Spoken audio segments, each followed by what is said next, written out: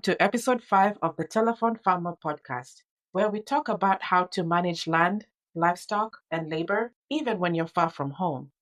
I'm your host, Diana, and today we're talking about something that can make or break your remote farming journey, that is culture. How do you build trust, responsibility, and pride on a farm you don't physically visit every week? Our guest, Regina, the telephone farmer herself, is here to show us how to build a team she can count on, even from across the world. Welcome, Regina. Thanks, Diana. For me, building farm culture meant shifting from survival mode to sustainability. At first, we just hoped our workers would do the right thing. But now we've built systems where the right thing is expected and is respected. It started with setting a tone that this farm isn't just work, it is shared mission. Our workers know that what we harvest from the farm is also part of where their salary is coming from, is where their food is coming from. And if the farm is doing good, they know their salary is going to be good. If the farm is not doing good, they know they will be lacking food.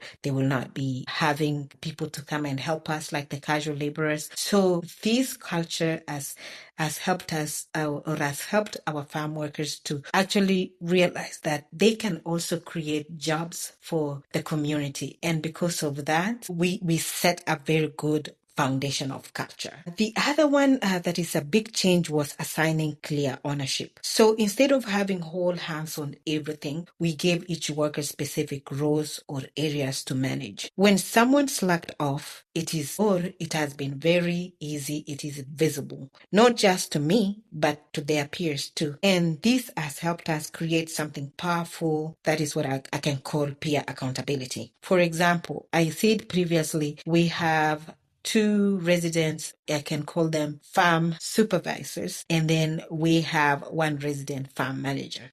So one of the farm supervisor, if I call him that way, is in charge of livestock. So he takes care of the cows, the sheep that we have. He milks the cows.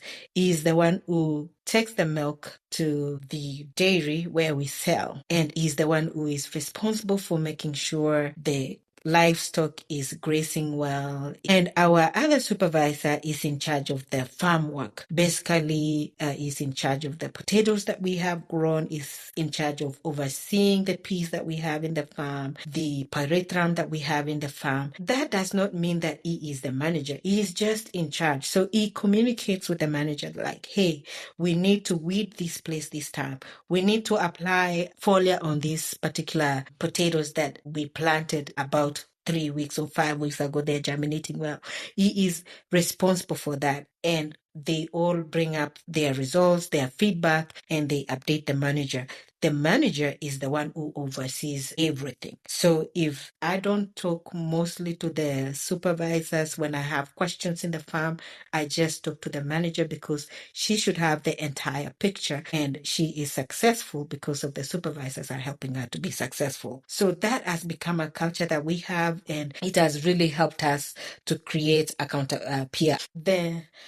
The next thing that I would like to talk about culture is training the workers.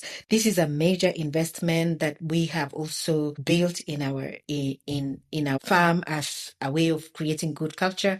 We just don't stop at task. We have continued to train our workers. Like right now, we have brought in someone to help us. Last quarter, we didn't do very well in our potatoes harvesting. First, we had a disease that attacked our potatoes. Second, we really questioned ourselves. Did we buy the actual certified seed that we thought we bought? Because definitely the results did not show us that. So we went into a place where we evaluated our soil. We did that. We did everything that we were supposed to do to treat the soil. And now we purchased from the same place we purchased the certified potatoes, but this time we invited someone to come and train our farm workers from the beginning of land preparation to the planting to where we will do the harvesting. And we are going step by step, and I am hoping that my manager is documenting so that we will see where we may have went wrong in the beginning and where we are.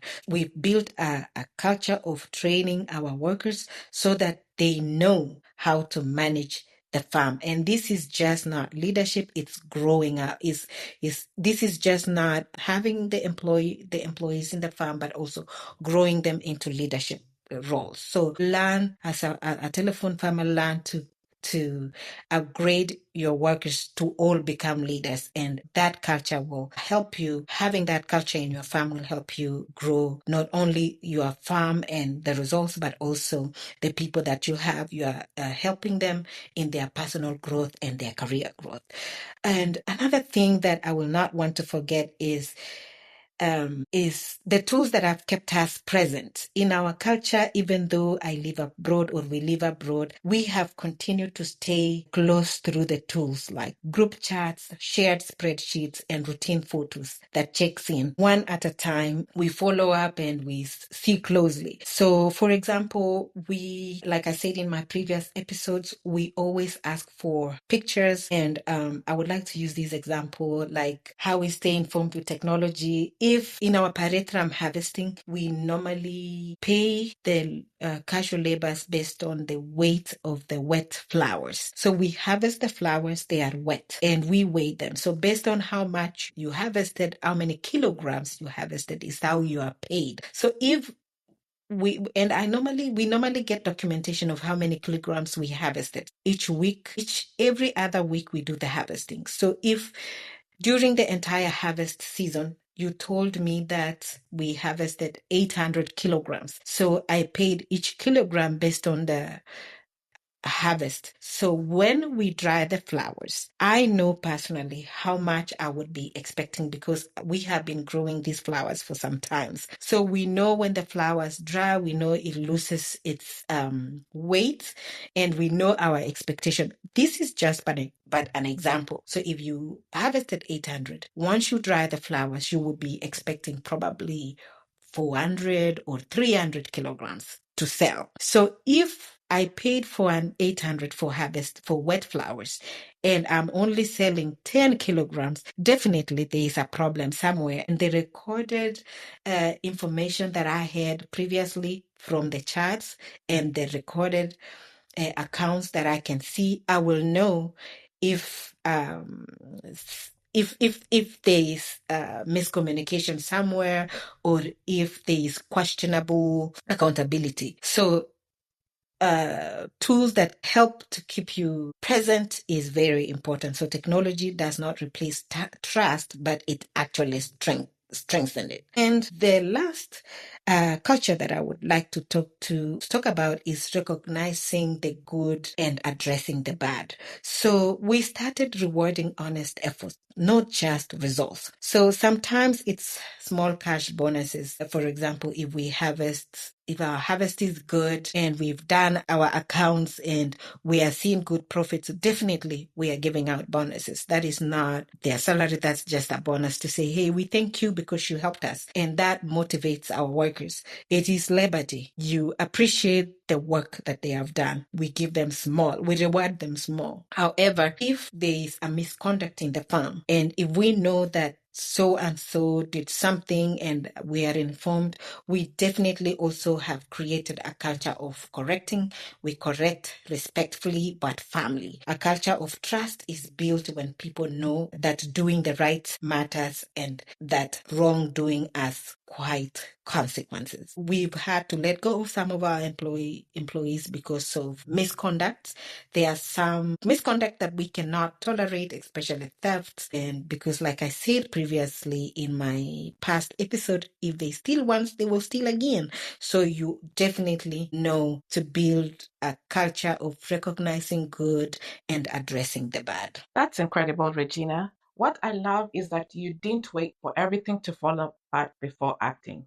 You took the hard lessons and used them to build a system that speaks for itself, even when you're not physically present. Exactly. Farm culture is not about micromanaging, Diana. It's about empowering people to care even when you are not watching. Thanks, Regina, for your insights today. If you're managing a farm from a distance, start with one small change. Give your team clarity, give them purpose and structure. That's how culture begins. Yes, Diana, thank you. And don't forget to follow us on YouTube at Regina the Telephone Farmer. where you can see that this culture looks like in action. That's it for today's episode of The Telephone Farmer. Regina, thank you for showing us that culture isn't a buzzword. It's the backbone of remote farming success. Always, Diana, it's my pleasure. Culture keeps the farm running, even when you are asleep in another time zone. And speaking of long distance impact, next week we're going to even go deeper with episode 6, Beyond Borders, where Regina shares how to stay emotionally and operationally involved without stepping foot on the farm. You don't want to miss it. Until next time, this is Diana. This is Regina. Keep planting, keep leading, and remember, distance doesn't limit your influence. Disconnection does. Thank you.